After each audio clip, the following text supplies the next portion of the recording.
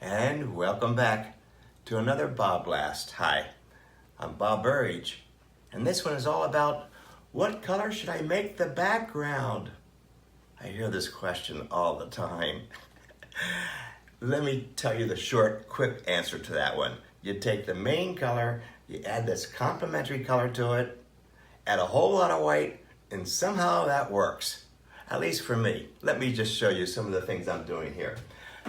Some of my previous BobBlasts I showed you by taking two colors together and making it into a neutral by adding a lot of white. So all these colors here is a chart that I made of my colors, mixing them together, add white, and I ended up with these neutral colors.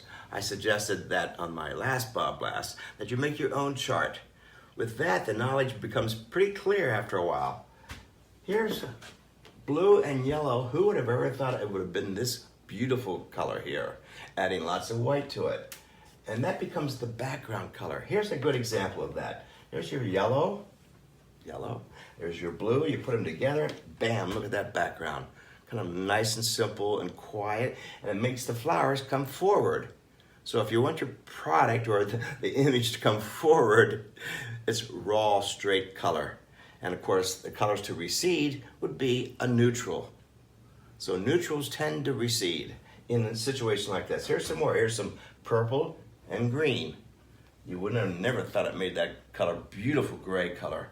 But it all works. It's all harmonious. See, because it all works, it's the same colors. And a whole lot of white. Here's another one. Here's red and green. This is a wine bottle, of course. Red and green. Mix the two together with a lot of white, and you get this wonderful neutral soft tone that makes the bottle stand out even more. Here's red and blue. Pretty obvious on this one, but you mix them together, you're gonna get the violet. But look at all the different kinds of violets that I have here. And that was the fun of this, making the neutrals. Even if you're doing abstracts, I do the same philosophy in my abstracts, where you're taking two of the colors, looking for a complementary color of the main color. That would be mostly blue. And we mixed it all up, and look what we got. This beautiful, harmonious. Same with my abstracts over here. Here's some more figures. Now this is what I like to practice on a lot. I take a lot of my smaller pieces that I practice on a lot. And then I go back to it maybe a couple of weeks later and say, something's wrong with it. It's the background color. So I get the main color, green and purple, mix it together, add white. It's pretty simple. And at least that's my technique. Let me do one or two of them for you right now.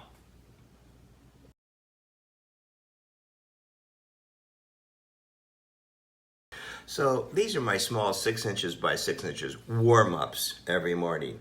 But I don't throw them away. I save them and I come back a week later. Here's an example of what I like to do.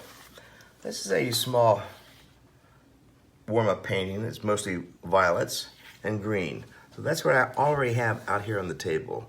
I've got a violet over here. I have a compost violet. I have a green, middle green. I've got black, lots of whites, titanium white, and a big brush.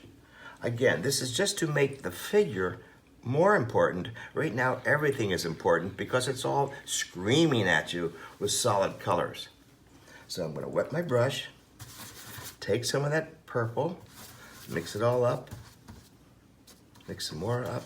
Look at that, oh, what a color. But now I'm gonna add some green. Oh, wow, that's gotta turn it into mud, right? It'll be a beautiful mud as soon as I add the white. Ah, beautiful. Now you'll notice that this is all strong colors. I'm going to soften some of them. Here we go.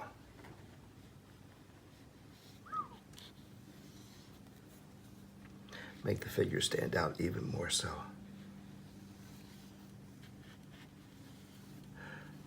Getting rid of the parts that aren't that necessary to tell my story. These are my small little figures. Do you see how it popped out of there right now? Just like that. I could continue on with this scraping and scratching and drawing, which I happen to like to do a lot, as you know. Using the other end of my brush. That's kind of fun, right? So let's work on something larger. So these are the small ones. I happen to have the same color combinations. So it'll be easier for me on this one. Wet my brush, lots of water, lots of water.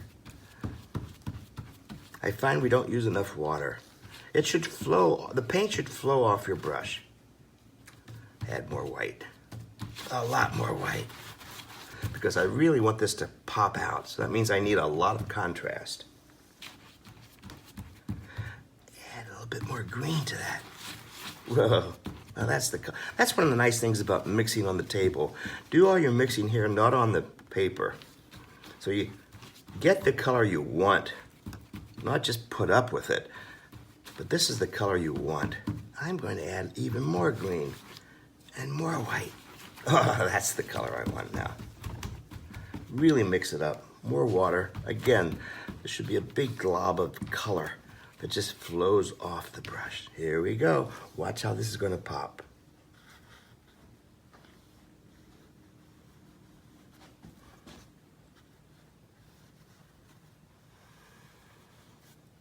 These are some of my circus people performing their hoop work. There we go. Come around here. Let's do this. There we go.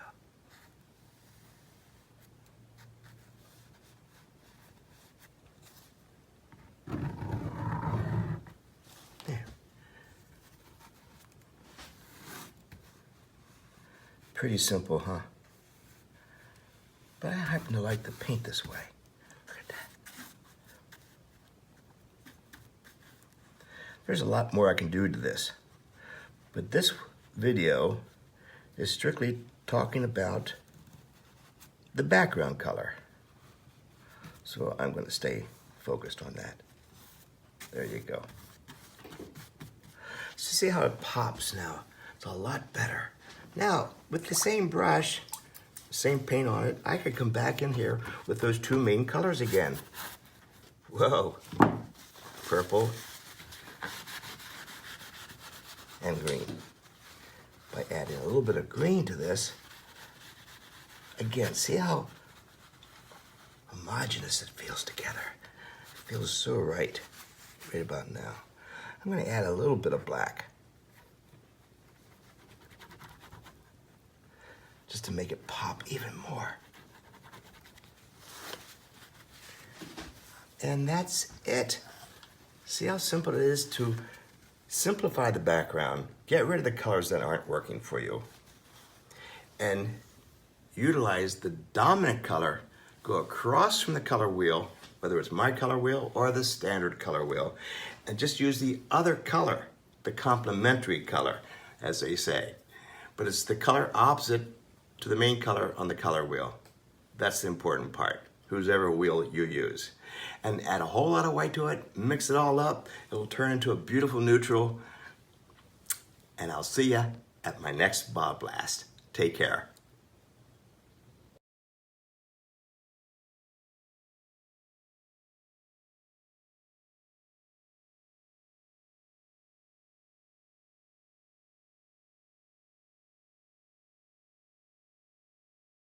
Hi there, I'm Bob Burridge, and this is all about Date Night with Bob. We just got finished doing one. See the paintings behind me? This is a 2-hour kind of a Zoom painting workshop is what it is. And we were painting for 2 hours. You can either do it along with me, or you can sit back and have an adult beverage and watch at the same time. This is called a fun thing we're gonna be doing. We've done them already, so it's called Date Night with Bob. And don't you want to do that on whatever nights we have? Check out the schedule. It's right behind me, and we're going to be painting like crazy. I'll see you on Date Night with Bob.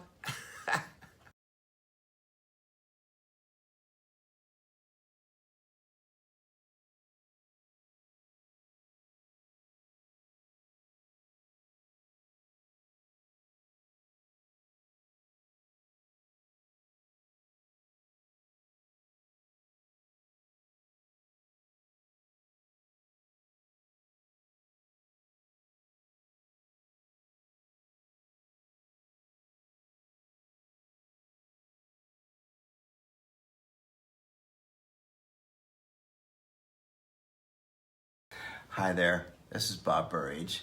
And I was just thinking, in this time of separation and by yourselves and you're in your studio, I was thinking, I think we're all writing letters, love letters to everybody. And so I got another idea. So let's do another virtual exhibition. It's free, no jurors, and who wouldn't want to put out their paintings of their interpretation of love notes? Let me give you some ideas. It doesn't have to be hearts and flowers and all the traditional stuff. Expand your mind for, I have made some notes here. Love notes, which could be the written word. It could be musical notes. Physical contact. It could be hearts and flowers and champagne and candy and love letters. It can also be by yourself. Okay, just think about that. So it could be traditional or abstract. It's your interpretation of love notes. And as I like to say, show me your love, baby. So here's how to include your painting. Sorry I had to read that, but I wanted to get it all down there, and this is going to be exciting, and I can't wait to see all your work. So I'll talk to you a little bit later about that, so get started. Love notes, your interpretation.